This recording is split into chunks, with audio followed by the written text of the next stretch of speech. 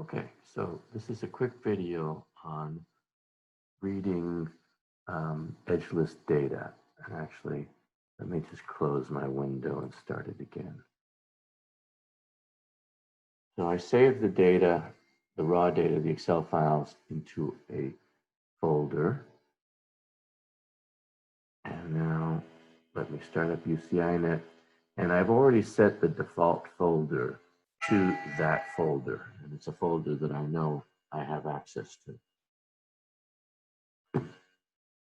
So now I go and look at your data, which I have in an Excel file here. This is the one called Vertex something or other June 3rd. Yep. And so I highlight both columns. I press Control-C to copy it to the clipboard. And then I go to UCINET. And I start the DL editor, the fourth from the left. And then I Control-V to paste it in. I have to tell it that this is an edge list. So that's an edge list 1 right there. And then I save this.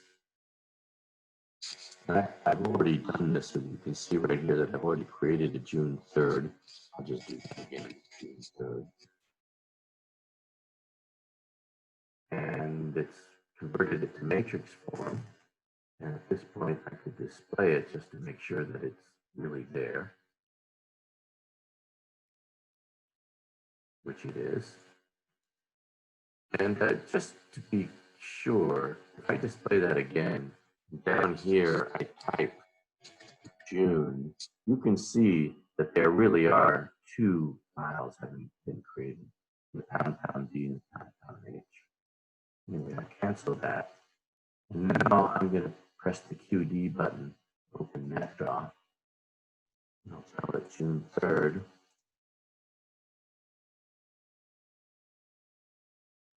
And there's the network.